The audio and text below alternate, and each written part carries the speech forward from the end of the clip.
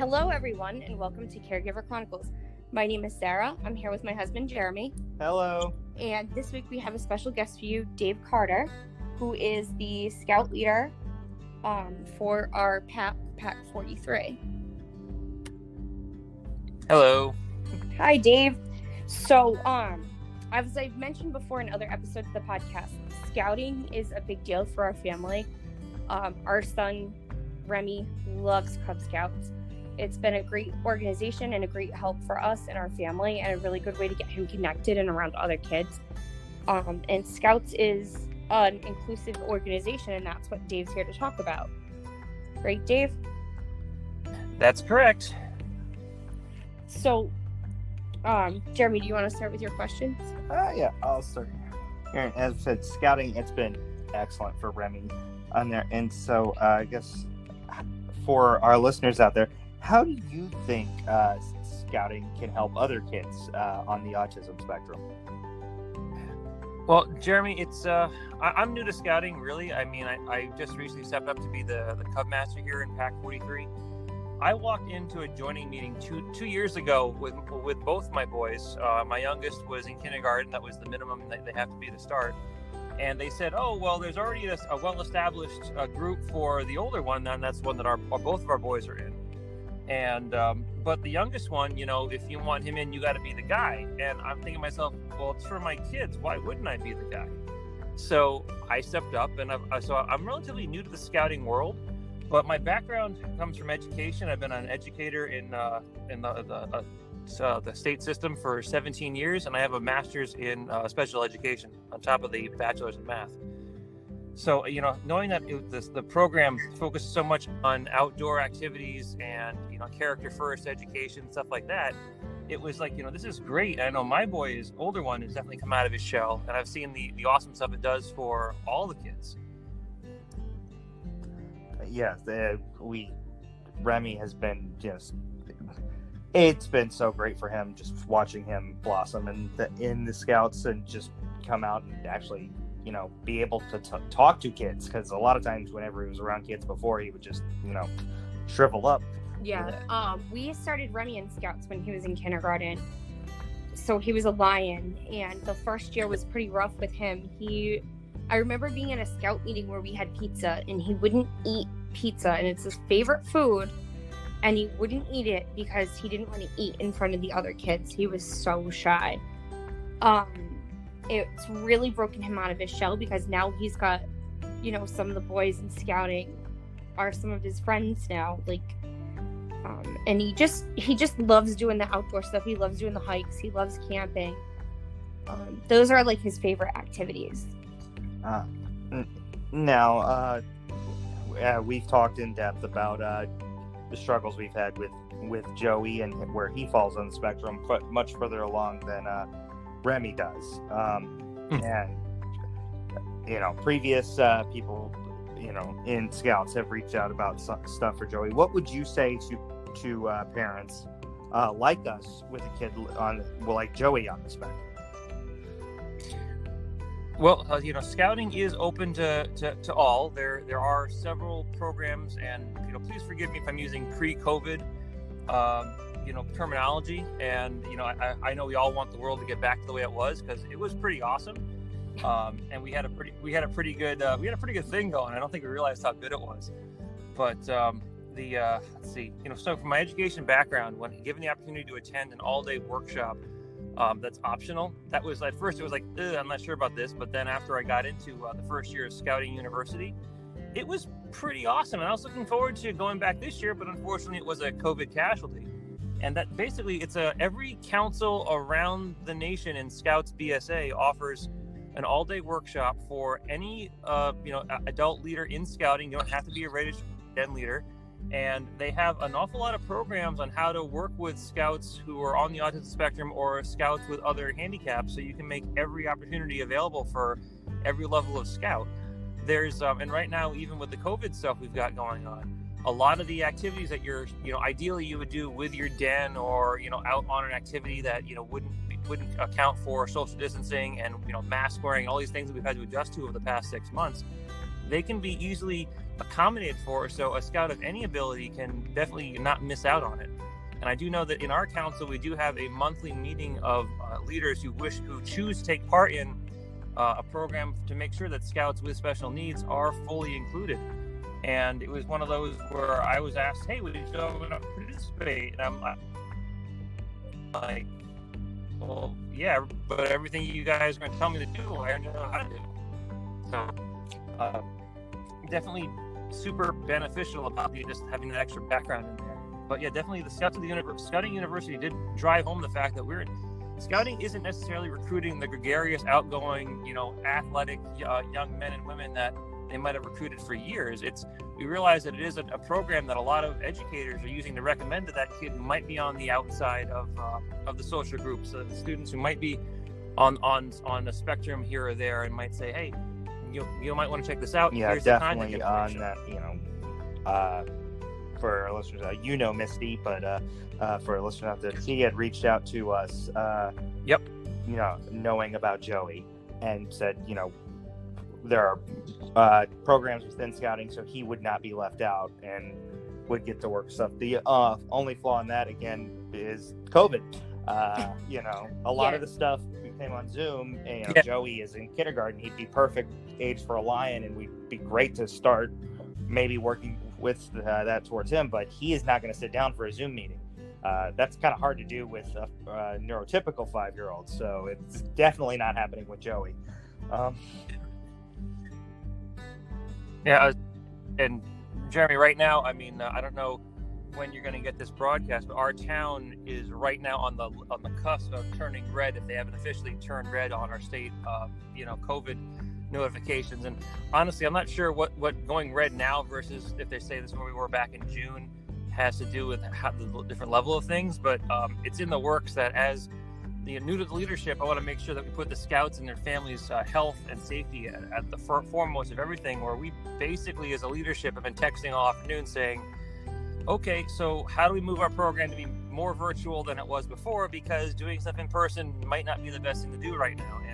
And I love technology, and my kids try to bargain for screen time as much as they possibly can, but having one more thing to do online is not appealing to any of us at this point. I definitely agree with that. I think we're all getting a little burnt out from Zoom meetings. For me personally, there were some days during the peak of the pandemic. Well, we're kind of getting the peak now, but in the beginning, there were some days where I had 5 Zoom meetings in one day, and my head just wanted to explode.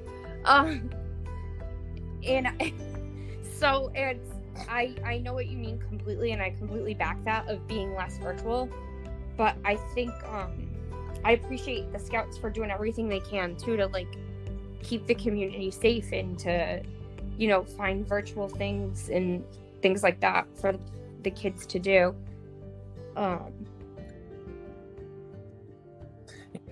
Sarah, scouting is open to, as I said before, every student who wishes to participate, regardless of ability. A well-trained leadership team can find a way to make the activities worthwhile, where the scout can earn them, on their own or with whatever accommodations they need to make sure that they get a fair and equal opportunity. But right now, there are some things where council just keeps saying, hey, make sure any photos have masks. Well, the flip side is, well, not every scout, not every young person's going to want to be able to have that ability, have the ability to keep that on there all the time. And that's definitely, it doesn't mean to hold people back, but it's going to hold some people back. And I say the light at the end of the tunnel would be is scouting can still continue within your families, where I know, with Remy's group, they've got a hike that they've got to be doing. They're the Weeblos. They got to be the leaders on this hike. They've got to, it's gonna be a team of 3 of them, where they've got to check out the trail ahead of time. They've got to be able to tell everyone who's going to do it what the obstacles aren't going to be, what the anything you got to look out for, where it's a good spot to take a snack break. And they've basically got to be the leaders of the program, where they are the most experienced scouts that we have. And if if we had a student or a scout that had a mobility issue, picking a trail that was extremely off-road might not be the best thing to do for that scout. But you also want to make sure that you can include that scout and anybody in the family that might have an ability that needs to be taken into consideration. And that's one thing that I do like about scouting, is the inclusiveness of it. I feel like it's become well, I know I was in Girl Scouts when I was younger, and it wasn't really inclusive. We were all kind of the same, if you know what I mean. But that was going back again in the 90s when I was a kid, and I feel like Scouts it's different, and I love that it's inclusive now. I love seeing that there's opportunities for my kids especially without judgment, because that's hard. It's hard to do anything with kids like Joey and even Remy, who have some difficulties with socialization and getting together with kids and stuff like that. It's very difficult to get things without judgment. No, I remember. Sorry. I remember the first day I had a conversation with Remy, and you guys might not even know about this, but it was my first year in the program. I had been active maybe for like 2.5 months. And the Den 2 had a field trip to the Dinosaur State Park, and then we went hiking on the trails on the property. And I was relatively new. I was there with my oldest, who's also on the spectrum. We've talked about that. And Remy was super into Harry Potter at the time, and I certainly hope he still is, because it's a favorite of mine also. He actually is currently listening to Reading Harry Potter with a 4-year-old podcast right now. So oh wow. So we went this entire time, and he's talking about Cedric Diggory and the World Quidditch Cup, and I mean I've got my own learning disabilities, and I remember we talked about this during the Cubs Who Care activity the boys did, and where I shared that I have dyslexia, and reading's always been difficult for me, but those are books that I wanted to read, so I got through them. And so it was, hey, I can, my kids aren't into the stuff I'm into, but maybe I can talk to one of their peers about it, because it was clearly that he had a message to be sent out, and he needed somebody to listen. And at that moment, I got to be that guy, and I felt extremely lucky, the fact that here is, what were they like? This is a couple years ago, so they were 7, and we're having a super in-depth conversation about it, in order to just spend the time, and I had a blast. That's sweet. I think he was banned from Harry Potter at home at that time. That's well, I'm sorry. No, I had to. There was a time frame in our house where all he would talk about was Harry Potter and cast spells. And he would run up to me and be like, "Experimeritis," or something like that. And I would jump and just scream it. And I'd be like, "What the hell?" Or it'd be all he would talk about. And I'd be like, "Jeremy, how was your day?" And he'd start talking about Harry Potter stuff. And it got to the point where I was like, "Okay, you're banned from Harry Potter." And I want to say it was right around the time he went, because I remember the den leader picked him up for that, because me and my husband weren't able to go. I don't remember why we weren't able to go. I think I was working. You were working, and Joey wasn't able to go, and we couldn't find a sitter for him. Or Joey wasn't feeling good or something like that.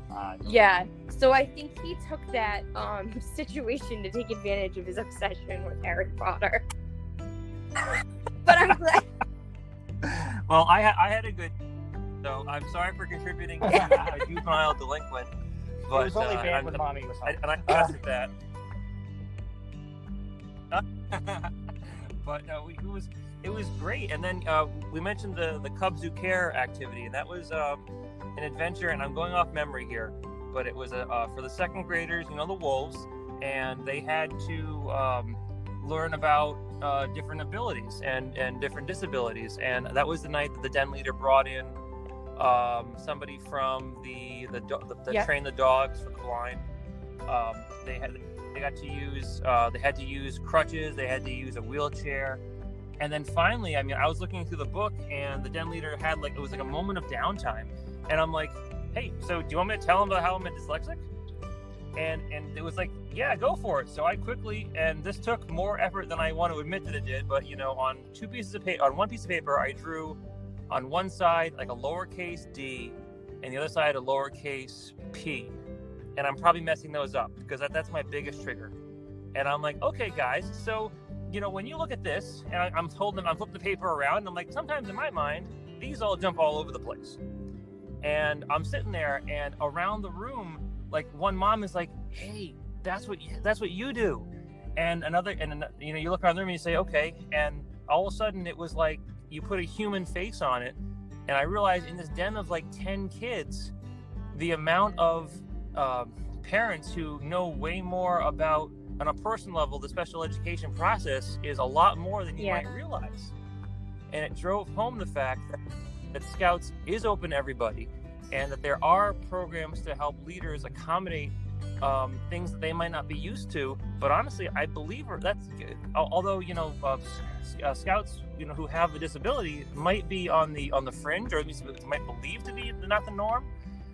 As research happens and as people get identified and people figure out a way to make your mind that that works a little bit differently than people think it should, and figure out how to make it work better, I think eventually just having every leader having some sort of information about how to work with different abilities might be the way to go, not only in scouting but in education and honestly employers. Life.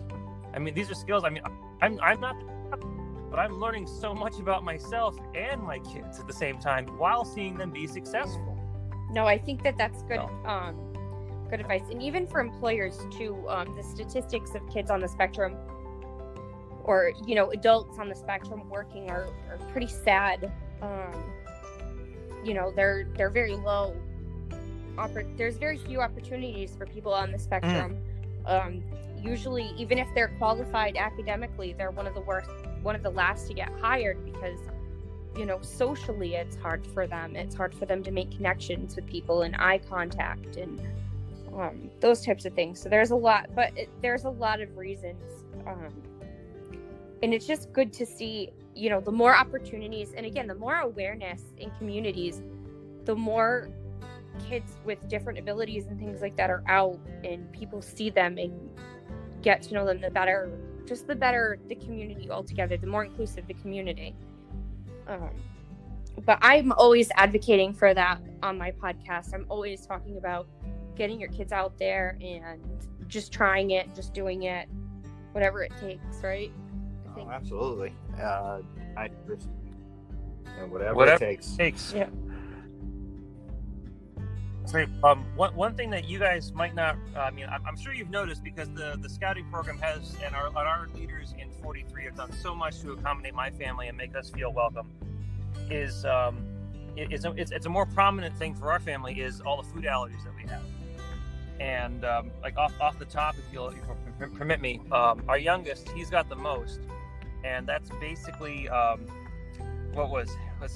gluten, dairy, pork, soy, nuts, tree nuts, peanuts, and food dye. And thankfully none of these are like anaphylactic to the point we got to carry an EpiPen, but they all mess him up, and all of us frankly, in different ways that we'd rather not be messed up with. And when you try to explain to somebody that, oh yeah, you made those pancakes at the camp out, they're gluten-free, thank you, but you put dairy in the process, this doesn't help.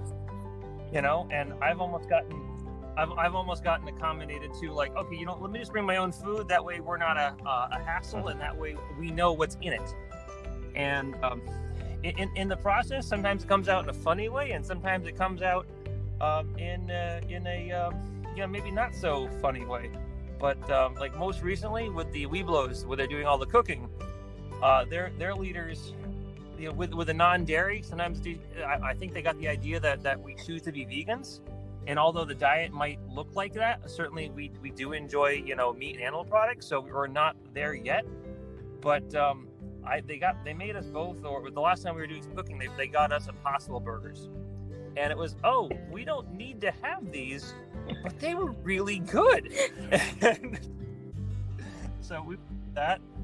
Back at the campout we had at the local scout reservation just before the COVID shutdown of Friday the 13th in March, I know Jeremy and Remy were there.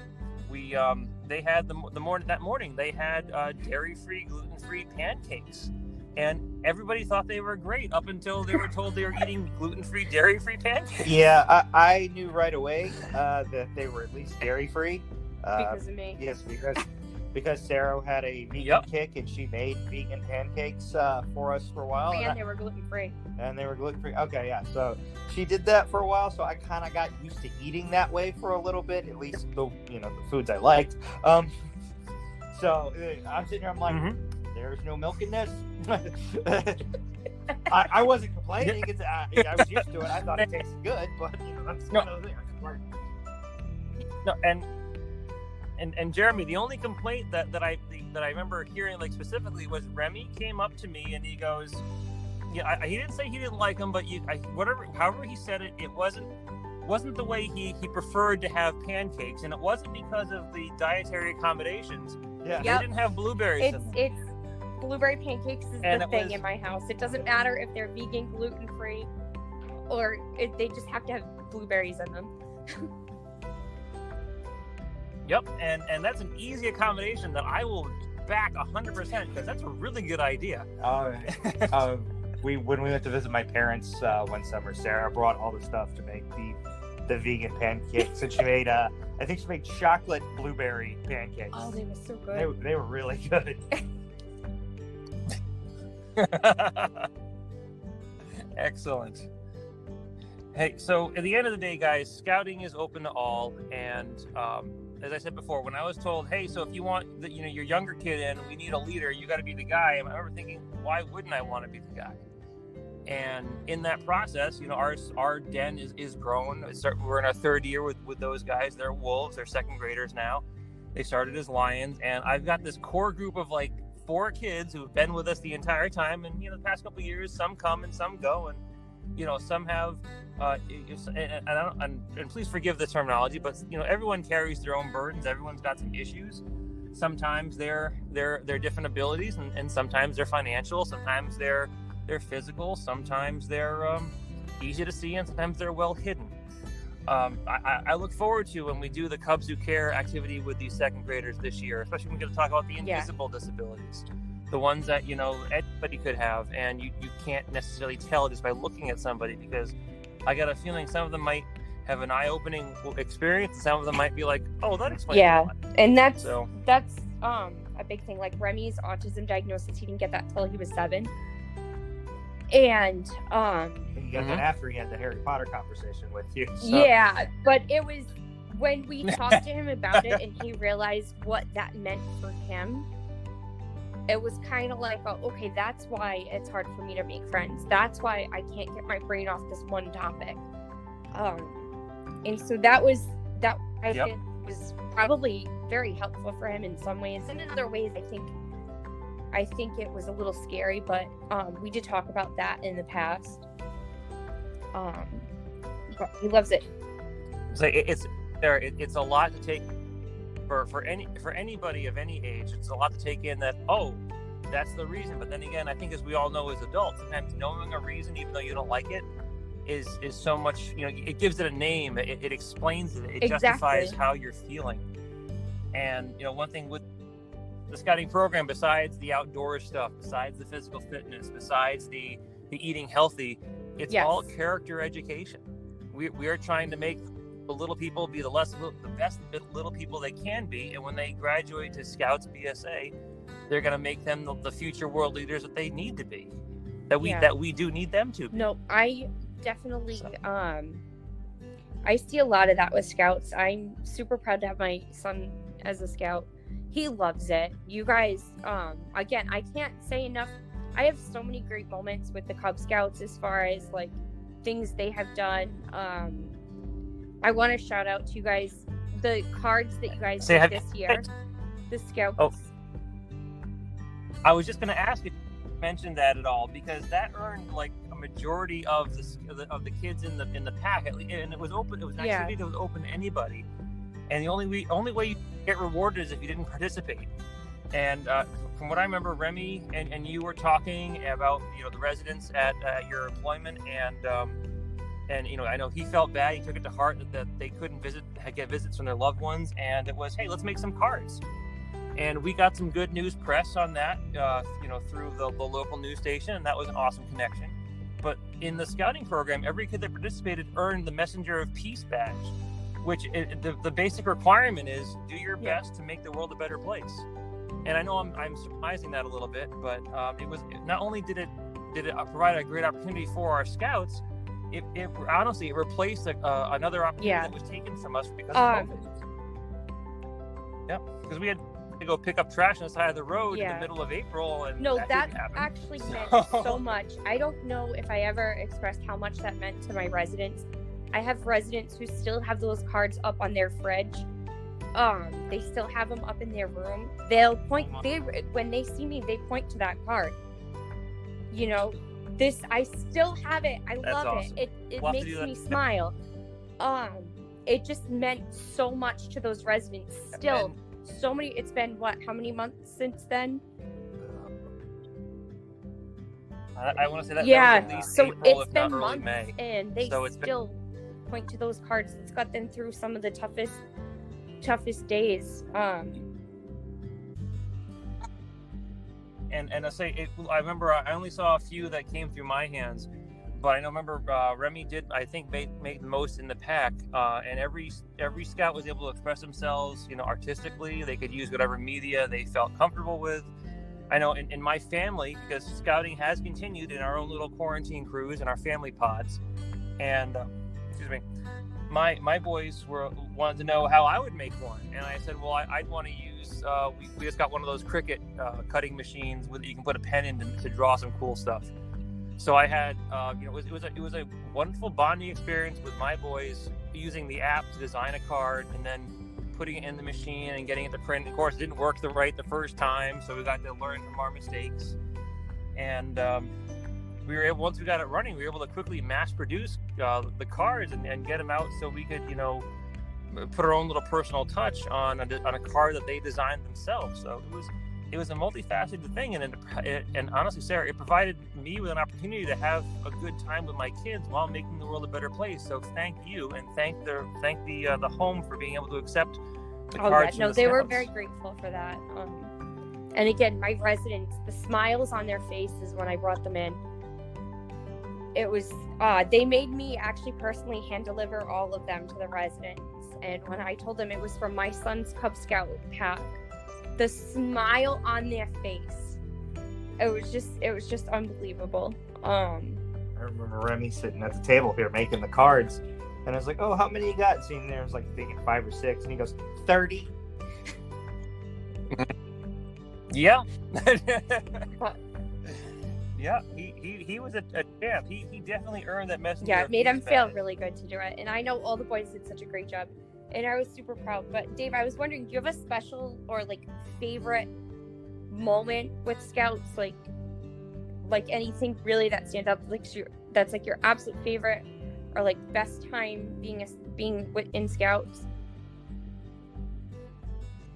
Well, as I said, it's only been a couple of years for me at this point, and I can show you exactly in our neighborhood where I was in my dad's SUV as a kid in probably the late 80s as an 80s child, where he was like, oh, do you want to join Scouts?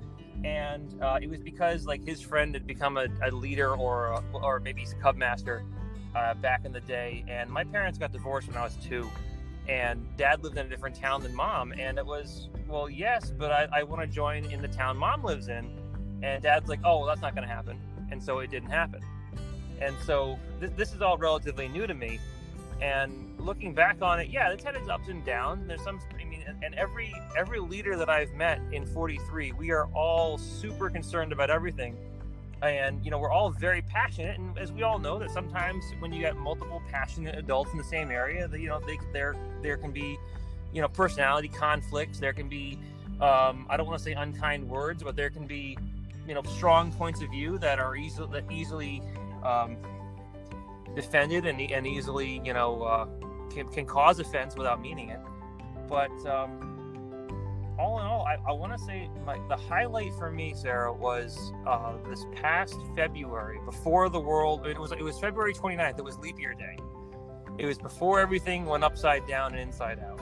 We were at the JNW Scout Reservation Camp for the Blue and Gold celebration, which was the the birthday party for the Scouts. We have the crossover for the AOLs, and we have all the kids come up and get their accolades from the Pinewood Derby and everything like that. And leading up to it, they had that slideshow. And it was mostly for the AOL kids who are graduating to become Scouts BSA. And they had so many pictures that, they exist on our Facebook group. They're all out there. But you're not gonna go and just flip through them and listen and have it set to music in the background at a moment's notice. It was like, oh my gosh, I remember that. Oh, I remember that. Oh, it was like every moment we've had up until that point on the screen in like a 3 or 4 minute moment. They had some copyrighted music in the background, which was very fitting, but we can't do that online at this point. And that was the inspiration for me when it came time to figure out, okay, how do we recruit for the fall? I'm not sure if you guys picked up on this, but we had at our first PAC meeting back in September, where I announced that I had, publicly that I had taken over for the previous Scoutmaster who had to step down. And I made this clear to the leaders going into that meeting that I didn't think we were going to be able to recruit a whole lot because of COVID. We've got a lot of hiccups. We've got a lot of things. Everything that people think Scouts do, we can't right now. And we figured, okay, so how can we recruit online? And we made our own recruitment video. And part of it was we used that slideshow. And that slideshow is more of a way to show off that, hey, we have had fun. We've had a lot of fun. Kids have learned an awful lot. They've grown as people. The adults have grown as people. I mean, I know I've matured as pushing 40, and I've become a better person because of this. And at that meeting, we gave out the service stars. And I know, Jeremy got one for being in, Remy got one, for being in since he was in kindergarten. And that was one of the highest numbers we gave out because there's so few of those kids that have been in the program that long. And the group above them that's going to become BSAs in the spring, they didn't have the kindergarten opportunity back then. And I wanted to reward the Scouts for their dedication to the program, and to let them know that we honor the sacrifices the families have made to get these kids to the meetings, that we acknowledge again all the achievements they've done. We're making progress with some STEM assignments. And we just want to make sure that they recognize that I want to focus on retention. Maybe not, growth is always nice, but let's focus on keeping what we got, because we got a really good program right now. We don't want COVID to ruin it.